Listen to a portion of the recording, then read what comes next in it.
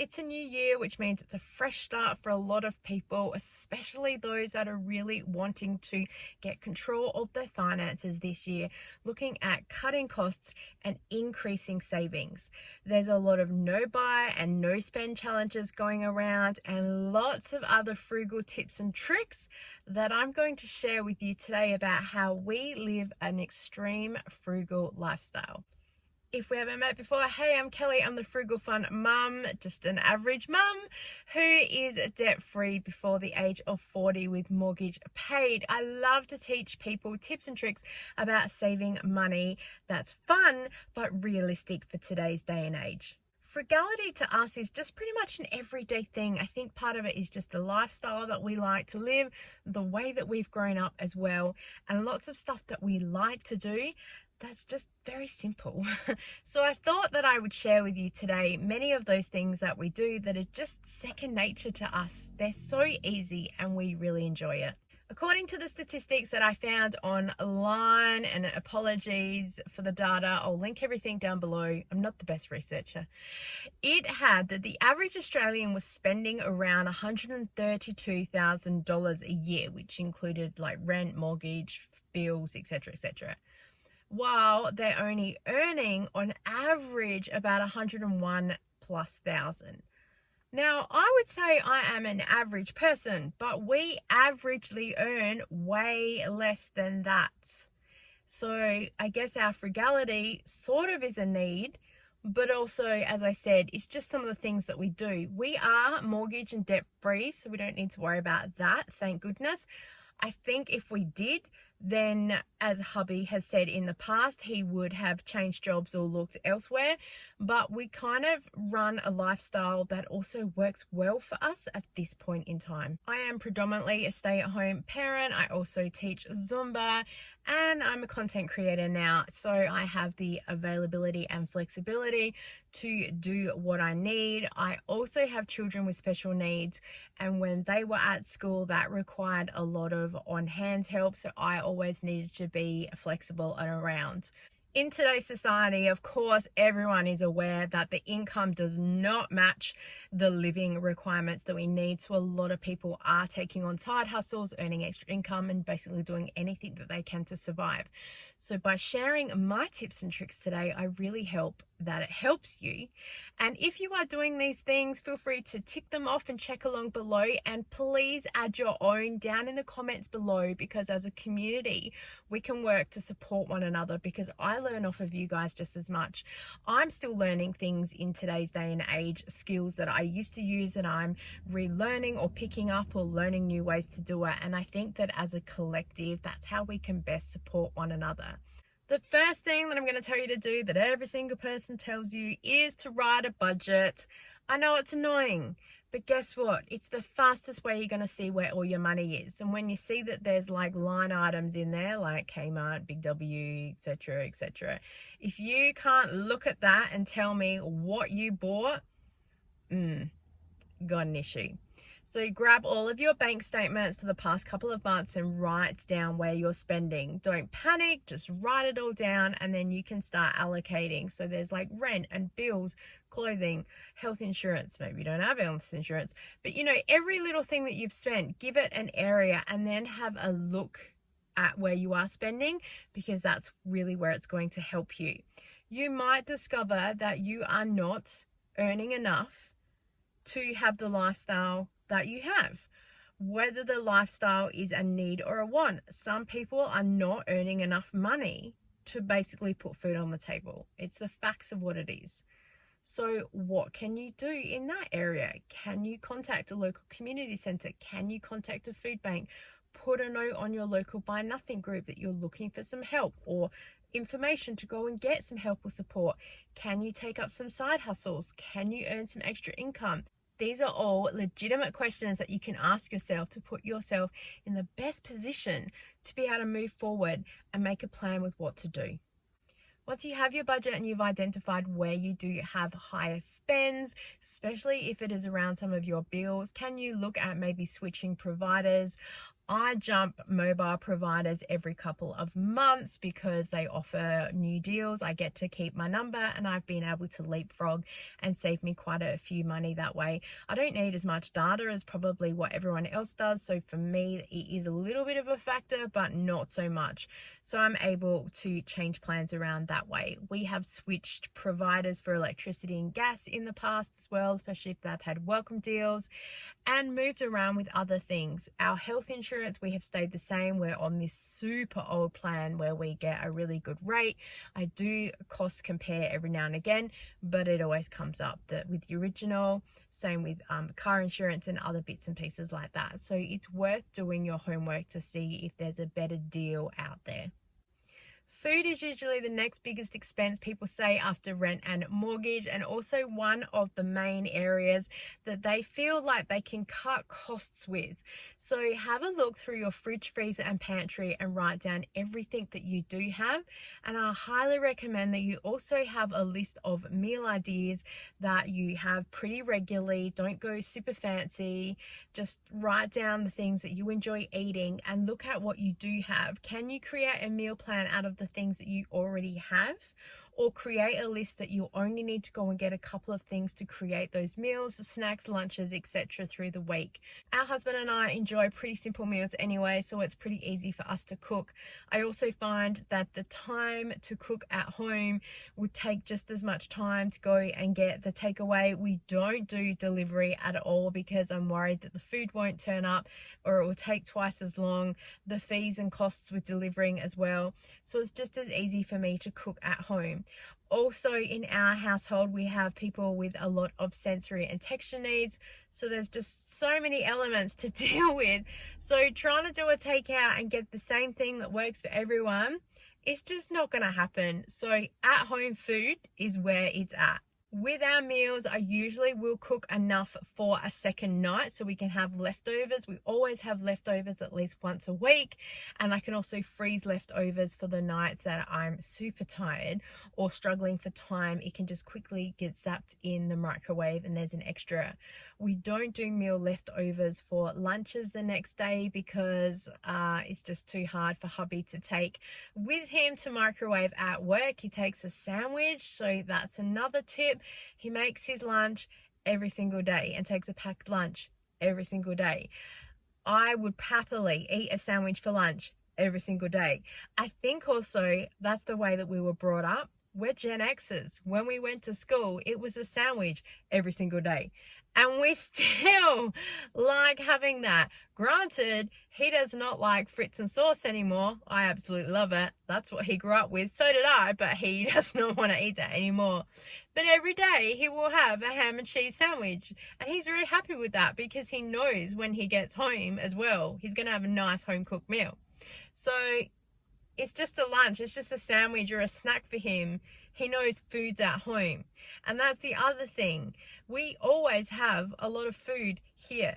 If we're out and we're hungry, we wait till we're home because we have food at home.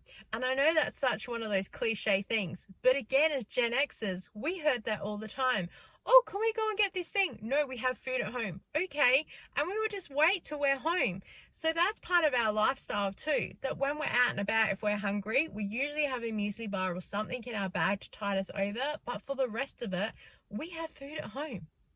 When it comes to the meal planning and the shopping, the first thing I will always do is look for markdown meats. Then what I can find from that usually determines what the meals are going to be. So I have our basic list of meals and I'll work out what we do have.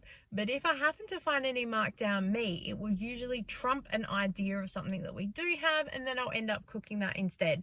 So it does help stretch out our budget. I also will have a look at the catalogs that come out every single week and work out what specials they are and move around to 3 or 4 different supermarkets to help save where I can. I will do a little bit of stockpiling every now and again on the specials, and I'm starting to restock stockpile our cupboards right now to make sure that we have a lot of the basic things that we need, that we have for every single meal. I'm starting to go through our meal plan list as well and write the ingredients that we have and what we need, and starting to keep minimum stock levels of that in the cupboard as well. So I will know that we have at least a minimum of 1 to 2 weeks worth of meals, everything basic in the cupboard. Also making sure I have flour, sugar, all the baking things that I need, because I'm starting to bake and make a lot of things from scratch at home as well. Back in the day, it used to be cheaper to make from scratch yourself. In today's society, especially with some markdowns, it can be cheaper to buy from the store. But as a lot of people say, you don't know what's in it. So sometimes it is happier, at least for my heart, to make it at home. And sometimes, especially with the markdowns I can make it myself cheaper. Next in your budget is general shopping, or the discretionary items.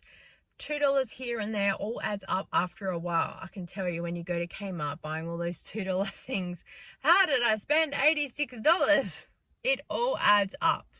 I encourage a lot of people to actually keep their receipt after they've been shopping, because you could go through and check, especially if you're looking at tracking your finances. It will help you to remember what you did spend. I like to shop in store because I get to physically see and touch a product, because I like the texture feel of things. Online shopping I don't do as much, because again, I don't like paying for delivery fees, and being in store I can then make sure that I'm swiping my loyalty card and I'm getting any rewards or discounts that I can. It's also how I find markdowns. There are, of course, times throughout the year where you can't not shop. Right now in Australia, it is back to school and the sales are phenomenal. A pencil case for 25 cents, yes please. But school uniforms are needed, and some kids will need a new bag, drink bottle, lunchbox that got drop kicked halfway down home. So these are the things. Have a look at what they had last year. Could you reuse them? I used to take great delight in going through my pencil case and sharpening up last year's pencils, and knowing that I had a collection from last year that I could take into the new year. And it was exciting to get new textures and pencils, and the school would give us a new packet. It was the 80s, what can I say? So there was great delight in knowing that I was prepared for the new year. So when I got to school and I got the brand new pens and pencils, they just went in my bag to go home to be saved for when I really needed them. Because that's just who I am. I've always been frugal that way. So yeah, it's just carried on through. I know that with a lot of events too, like back to school sales, they happen every year.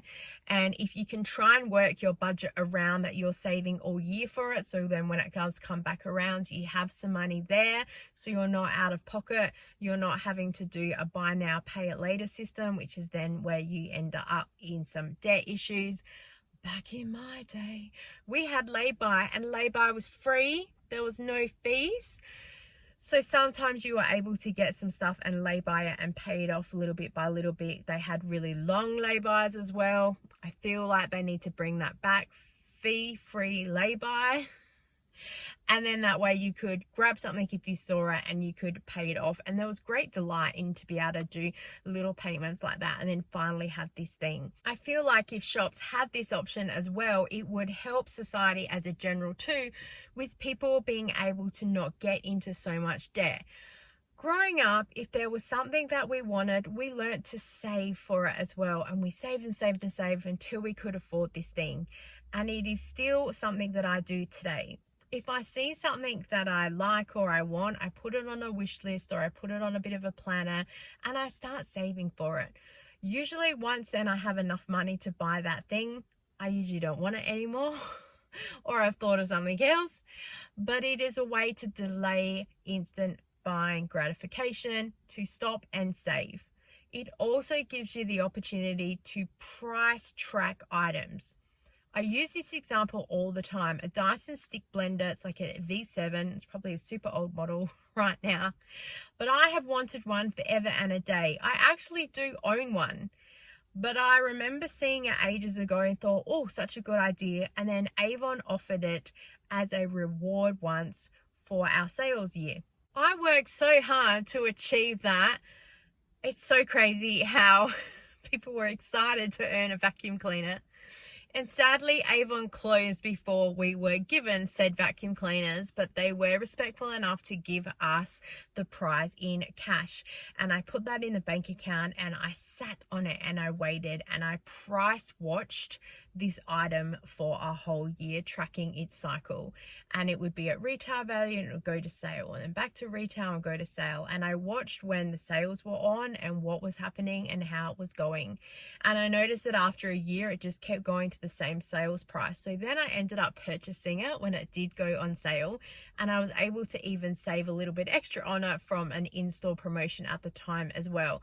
So I waited and I tracked for a really long time, and I'm so proud to have it and the way that I earned it. And I do feel like that is one skill in today's day and age that is a little bit lost, especially, as I said, with the buy now, pay later. And it is with social media, and people look at this thing that I have and people feel like they have a bit of FOMO, missing out if they don't have that thing. So I think that looking at saving and waiting is a really good skill to have. Similar with the Mixmaster that I have, and I spent about 4 years waiting for that. I saved for a whole year and I achieved it, but then I price watched it for ages. And then I also started thinking outside the square, which is another tip that I would have for you.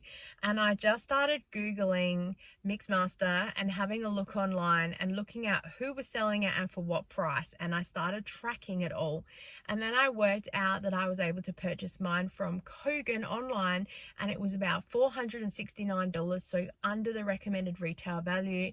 I don't know whether it's because it was 2020 and they were clearing out stock and everyone was home baking. I can't even tell you what model I have. It's just not important. I just know that it's a KitchenAid and it does the job and I use it all the time. So for me, the investment is totally worth the rewards. Before you do any shopping, I would highly encourage you to actually declutter. And you have been seeing on the channel recently that I've been doing 1,000 item declutter. Of course, I have hit that. So I'm motivated to keep doing even more. But I have found things that I thought I lost or forgot that I had. And so it means that there are many things that I'm not going to need to buy for a really long time. If you've been following me along here for a while too, you would see that I have a collection of skincare that I am slowly going through. I didn't realize that I had that much. I had a bit here and a bit here and a bit here. So putting it all together has made it a reality that I do have this stuff and I can see it. So decluttering your house is really going to help you to not go and buy something because you don't know that you have it, to get home and find out that you have 6 bottles of hoisin sauce in the fridge. I love that guy. But yes, it's just going to give you a more realistic idea of what you do have compared with what you need.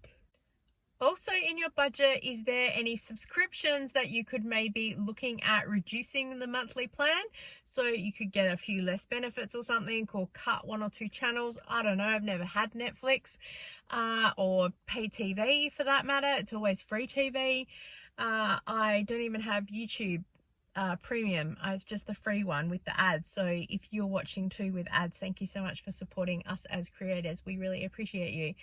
Or looking at, can you support for free? As I said, I've never had Netflix or paid subscription. I go to the library. I borrow a whole lot of movies and TV shows and books and digital. I do audiobooks for Borrow Books online. Whatever I need, it's all free from my library. Sure, I might need to wait a little bit for the latest movie or TV show, but it is what it is. Because I'm also on social media, I see all the updates and stuff online. So I only need to watch the show to fill in the gaps or to see how the story played out, because I've got the whole story. It's already been online. And I'm not really in a community where people sit and chat about the latest show or anything that's going on. So I don't really feel like I'm missing out on anything. I see everything that's going on. The last thing is, after everything is said and done, why not do a challenge like a no buy? You could do just a week, a month, or a year I have done a no buy challenge in 2022 and you can check that out here. Don't forget to leave a comment down below with all your frugal tips and tricks. Thank you so much for watching. I so appreciate you and I look forward to seeing you next time. Bye.